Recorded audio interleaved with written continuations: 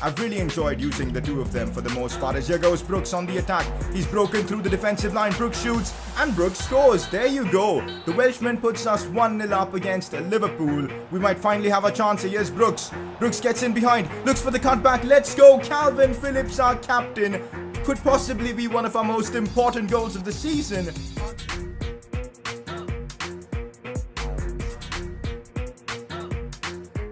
We've only got a couple of episodes until we wrap up Season 2 with Leeds, and honestly, the possibility of Champions League football is very real at the moment. We're 4th in the Premier League with 10 games to go. There's a real chance we can get it done and have Leeds United in the Champions League next season. That's what we're aiming to do in today's episode, making more progress towards that Champions League dream. Now, we gotta talk about this in today's episode. Rodrigo to Leeds United in real life is a done deal.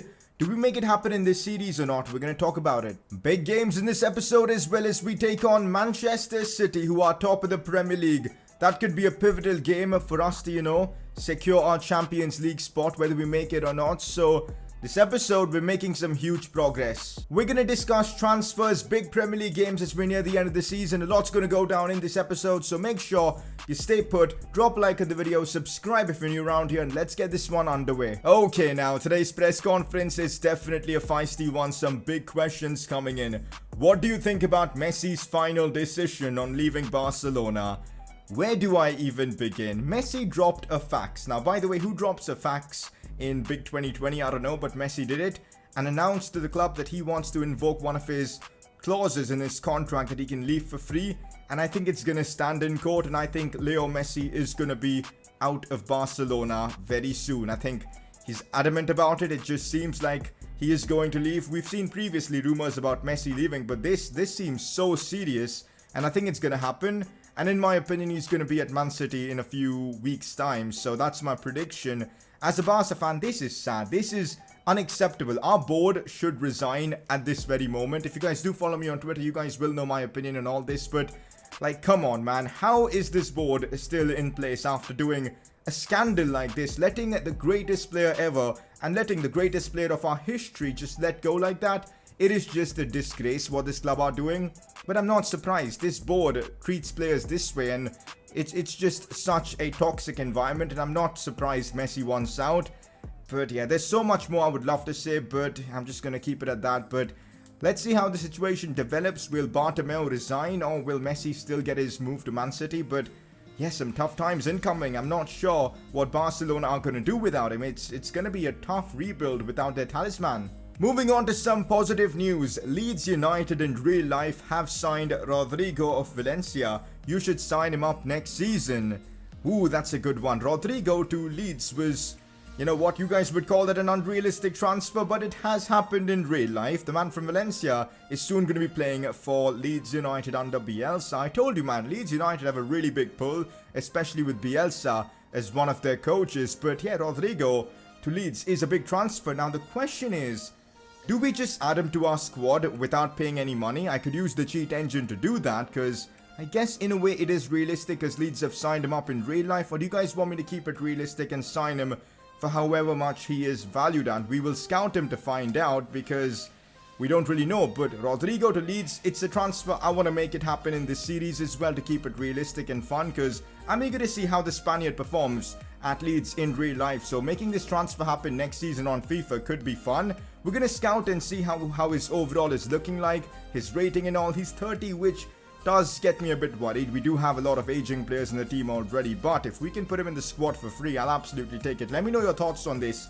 in the comment section below. Next up, is this the last career mode that you're going to do for FIFA 20? Yes, it is, because let's be real, there just isn't much time left for any other career mode for me to do. We're already at the end of August. October 1st, I think, FIFA 21 releases, where we're going to start a brand new career mode on the new game with all the new features and all. I'm genuinely gassed for that. But yeah, I think Leeds United, we're going to do maybe Season 3. In fact, definitely Season 3. Season 4 completely depends on how much time we've got left. But yeah, that's the plan basically. This is going to be my final career mode. I'm hoping we can achieve a lot, and then we'll be moving on to FIFA 21. I haven't announced the team I'm going to do. I mean, I kind of have on Twitter, but you guys on YouTube will get like a detailed announcement later on in September. But yeah, for now, Leeds United is going to be my final career mode of this FIFA. And with that press conference done, let's move on. Another immense episode from David Brooks. The Welshman continues to shine in our team, playing in that cam role,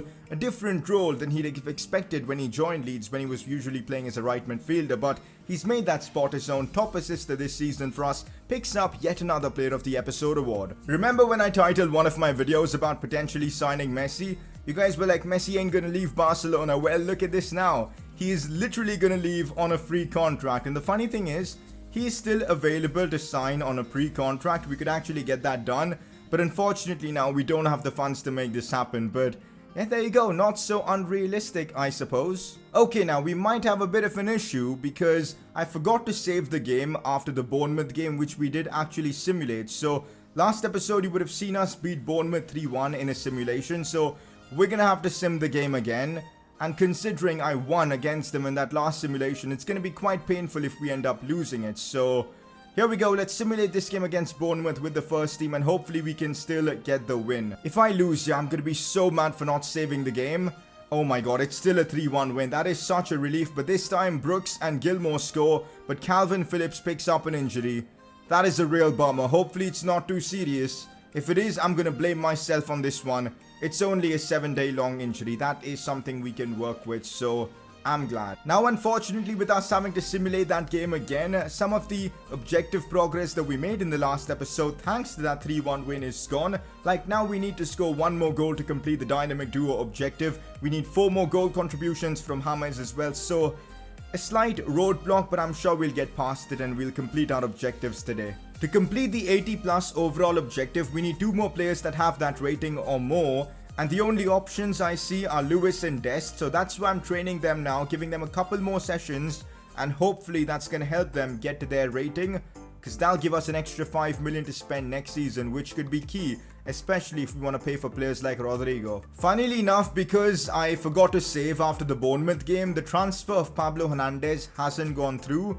So that's a bit of a bummer, but if we do get an offer, I am going to consider it. So for now, he's still a Leeds United player. Here we go, time to get back to some more Premier League action as we take on Wolves, a team I absolutely dread facing. Honestly, it's so frustrating playing them, and the amount of times I've lost to them, it's annoying. They're 9th in the Premier League, but if we want to finish top 4, if we want that Champions League football spot, we got to get wins in the Premier League, and this is a chance for us to make a statement. If we can beat a team like Wolves, let's go out there and get it done. I'm so glad we've got David Brooks back for this game. We really missed him in that last one where his absence was felt. Apart from that, I'm going with my strongest 11. We need the 3 points here.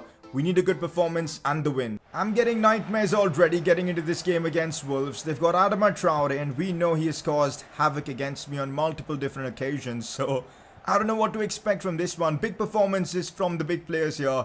It's needed. James, Augustine, we need you all to step up here. Oh, here we go already. Here we go already. Brooks with a chance. Brooks could score. No way, Rui Patricio. I swear he saves everything I put at him every single time I come up against him.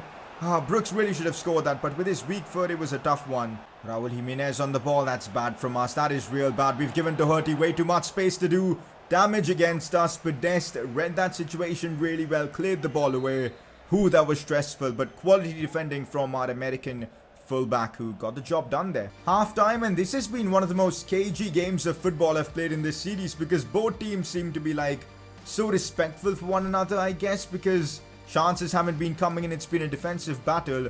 I'm not gonna lie, I'm gonna be subbing off Cavani because I need some pace up top because I can't break down this Wolves defense without a bit of pace, and that's why Nketiah and Augustine up top could help. Not gonna lie, this game feels like a 0-0 or a kind of a game where the team that scores the first goal is gonna win because nothing is happening. No chances whatsoever from either team apart from like the first instance where a few chances were being created, and now Raul Jimenez with a bit of space here to maybe turn and shoot, gets the ball back.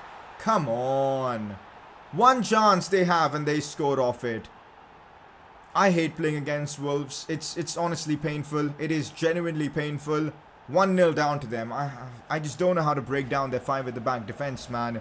It's going to be a struggle the remainder of this game. We're struggling in this game. I can't create anything against them, and we're going to lose if I continue using the same formation. So I'm switching to a 4-1-4-1, the formation we used for the most part last season to give us a bit more width. This formation is bread and butter for Augustine. He really excels here. So let's hope this works and we can get back into the game. Oh, this is stressful. We need at least a point from this, man. Problems here for us. Great cross coming in. Raul Jimenez almost scored that. What even is going on? Big save from Benitez right there. That should have been a clear goal for Wolves. We're so lucky with that attack. Roberts is finally getting the chance you guys have wanted him to get. And here's Augustine now. Could go on the breakthrough here. Still Augustine. Wonderful chance here for him to score. Oh my god, Augustine has done it. Playing him in a 4-1-4-1 formation is his bread and butter, and he's back to scoring. 1-1 against Wolves.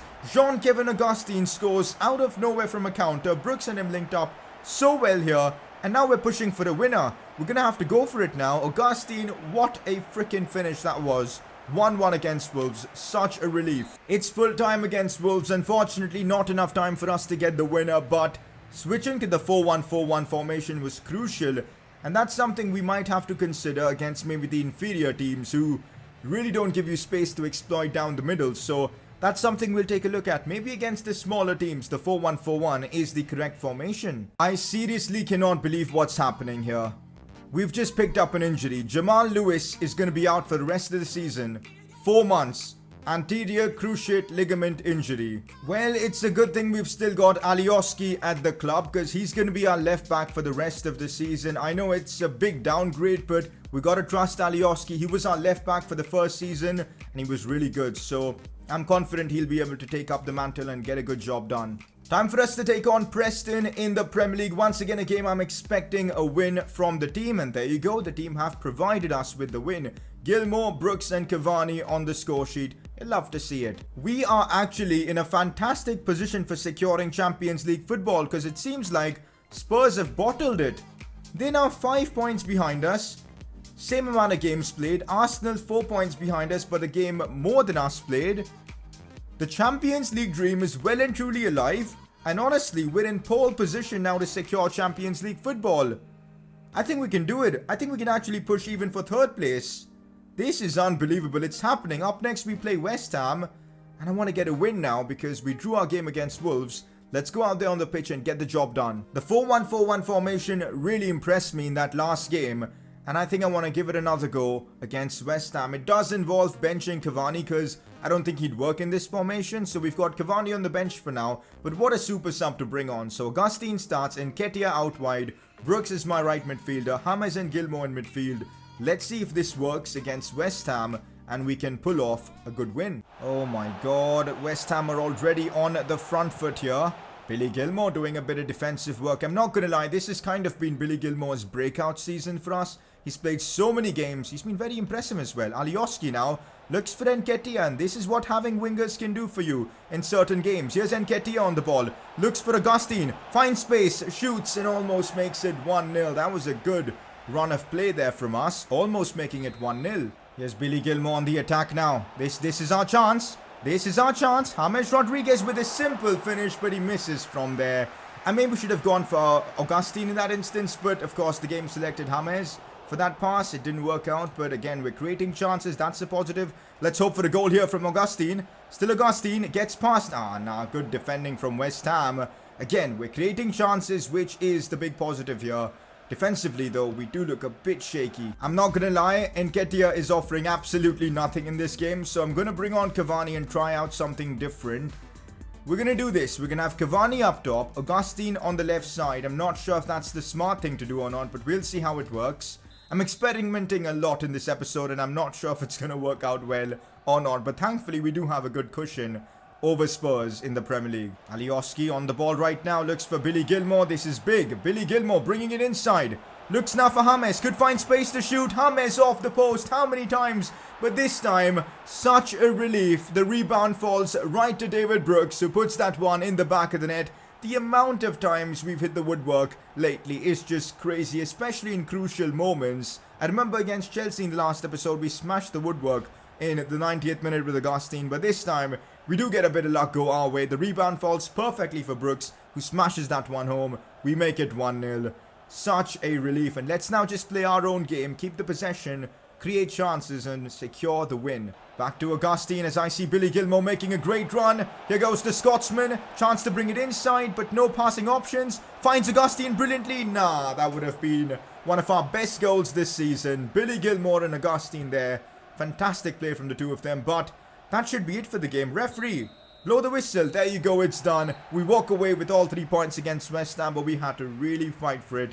The 4-1-4-1 formation is super defensive. I don't really enjoy using it, but this time it got the job done. Another fixture for us where we should be able to win as Leeds take on Brighton, a team that aren't having a particularly good season. A 1-1 draw? Come on, we needed the win here. Cavani did get the goal, but it's frustrating to have dropped points. Wait a minute now. Out of nowhere, Man United, who were 10th in the league this season, have now flung up to 5th spot, just 4 behind us. And they've got a real shot at making Champions League football. Don't get me wrong, we're still in the pole position to secure Champions League because we've got a 4-point gap with 5 games to go. But look at this. This is going to spice things up because we play Man United, second last match day of the season. Wow, can you imagine a Leeds Man United game to decide who goes into the Champions League? It's going to be epic. It's going to be epic. But for now, we've got Man City. And if we can take away a win against them, who are league leaders, that'll be huge for our race for Champions League football. Time to face Manchester City, quite possibly champions elect at this point, but we do have a few fitness concerns for this game considering that Brighton fixture was just a few days before, but game like this, I'm sure my players will get through it just fine. Augustine, Cavani, all of them in the lineup. I am going with Shackleton to give us a bit of energy in that midfield, but apart from that, it is my first team. Alioski still starts in the absence of Lewis. Let's get in there and try and get the win. Imagine adding Leo Messi to that team. It's borderline illegal. Like, wow. I don't even want to think about it. But that's the City team we're facing today. And of course, it's good. De Bruyne, Bernardo Silva, Raheem Sterling. Wow, what a team. So we've played 4 games in this episode. 2 games that we played and 2, of course, that we simulated. 2 wins and 2 draws. Now, on the face of it, not bad. But if we want Champions League football, we need to be doing better. A result here against City, a win preferably, could prove to be vital. Man City now pushing with a corner. De Bruyne whipping that one in. Benitez punching it away for Shackleton. Can he win the header? He can. That is good from him. And here's James Rodriguez. I want Augustine to make a run here for me because that could prove to be insane. As here goes Augustine. James sends him through. Big chance for us on the break. Here goes Augustine. Kevin Augustine brings it inside. Looks for the pass now for Shackleton. Oh, Cavani gets there. He can't score that. I cannot believe this. Another sitter miss from one of our attackers. Like, what's going on lately? Cavani had to make that 1-0. That was our chance. That was honestly our chance. A gift from City. And we bottled it. Oh my god, the pressure from Man City is incredible. It is just incredible. They win the ball back so quickly. Bernardo Silva shoots and scores with a goal down. This could get ugly because we're lacking stamina. And City look to be in form. They're chasing the title. Of course they're going to be in form. Looks now for Brooks as he finds Shackleton. This could lead to something. Still Shackleton. Now Edinson Cavani. He hasn't had a particularly good episode today. Augustine though finds space, shoots and scores. Kevin Augustine with the equaliser. Pretty much scoring out of nothing because that was a half chance. But when it's Augustine, he can make something happen out of nothing. Cavani picking up the assist there. But what a finish from Augustine. It's incredible what he can do with his foot, man. His finishing is just outrageous on this game. Don't even know how it is, but it is what it is. And 1-1 against Man City. Come on. Cavani now on the ball. Looking for James Rodriguez. Back to Cavani. Now the game is opening up in our favour, which I am liking. I see Shackleton in space. Might be able to score. Shackleton gets his moment to shine. Who would have expected him to score? You guys have been raving about him, that he's a quality player and I should be giving him a chance. And well, we give him a chance against Man City and he turns out to being the hero. Cavani picking up his 2nd assist of the game, but what a run from Shackleton to find space, and that was a quality finish as well on the volley. Just placed it in the bottom left corner. What a moment for the youngster. This is what you want to see when you're doing a career mode. A youngster coming and proving his worth. And well, with that goal, we've turned the game around. Against the run of play as well, we've made it 2-1 now. We might actually be able to take a win away from Man City. Jamie Shackleton, our hero from this game. Cavani. Now Brooks sends Augustine through. We could be seeing another goal here from Augustine. What is going on here? We've made it 3-1. Man City have been caught out flat. Literally unbelievable scenes because Man City were the dominant team for the first 20-25 minutes. But then out of nowhere, Augustine started the comeback, and now, before halftime, we've turned things around and made it 3-1. Unbelievable. Brooks with yet another assist. It's another game, another assist for David Brooks. But another lethal finish from Jean-Kevin Augustine. Took a look back to see how close the defenders were. Stones was close, but Augustine knew what he had to do. Fired that one home past the keeper. Does the Dybala celebration. And Leeds now lead 3-1. What a time to score as well, just before the halftime whistle. His 13th in the Premier League. We're heading into the second half on a big positive note, because Augustine has turned this game around completely. More of this in the second half, and we'll be picking up 3 points in this massive Premier League fixture. Alioski on the ball. We got to give Alioski a lot of credit in this episode. He's really filled the boots of Jamal Lewis incredibly well, and I'm really impressed with him, and we might actually be scoring now. Here's Augustine, could score. Still Augustine, has to be a goal. Nah, no way Edison saves now. That was his hat-trick against a team like City. Would have been one hell of a moment for him, but Edison had to ruin it, right? Cavani now looks for Augustine. Oh, he's just bursting past the City defenders here, and he gets his hat-trick. Unbelievable from Jean-Kevin Augustine. What a man. What a man. The Frenchman is our leader up top. He produces performances like this when we need him the most against the most difficult of opponents. Unreal. Just unreal. Look at the way he just burst past John Stones. It was unbelievable. And with that, 4-1 against Man City. What a result. Alright, we've got a lot of players who are completely done with their stamina, and we're going to make changes. So first of all, on comes Pablo Hernandez. We're going to bring on Tyler Roberts, and we're also going to give Augustine a bit of a rest after scoring a hat-trick. Nketiah comes on. We should be able to hang on to a 4-1 lead. Roberts now looks for Cavani. He'll get a well-deserved goal here if he can convert, and he can. It's humiliation for Man City. This has to be one of our best results in the series. Against the champions of England pretty much this season. We've just hammered them 5-1. Cavani gets the goal to celebrate. Don't know where we've pulled this off from, because you'll know last few episodes we have struggled against pretty much every team we've come up against. A performance like this is big for the club. It's absolutely humongous. Can't believe we're beating City 5-1. Wow. Cavani now looks for Nketiah, and here we go. He's joining the party as well. Man City looks so flat. I'm going to go for a cross for Cavani, and he adds another one. This reminds me of the Bayern-Barca game, as much as I hate to say it. Man City have lost all hope. They're completely vulnerable defensively, and we've taken full advantage of it. Cavani adds another one to his tally.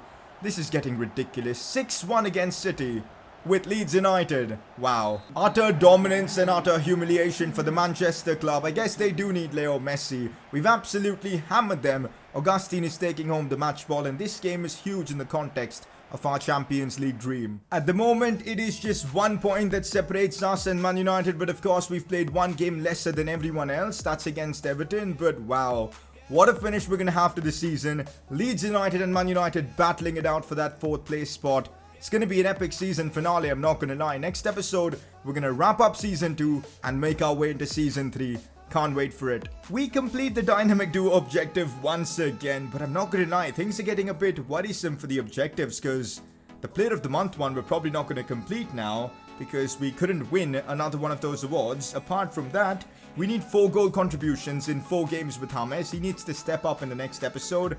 Top 6, I think we can get that done, but it's going to be a difficult episode for the next one to get objectives done. We'll see how things go. You scored a hat-trick, you get in on the Player of the Episode nominations. Augustine was superb against City. Not just him, Jamie Shackleton was superb in that game as well, and that's why it's the 2 of them who are the nominees. Let me know in the comment section who you think deserves to win the Player of the Episode award. Next episode, Season 2 comes to a conclusion. Are we going to get Champions League football or not will be decided in the next one, and I can't wait for it. Drop a like on the video if you enjoyed this, subscribe if you're new around here, and well, I'll catch you all next time.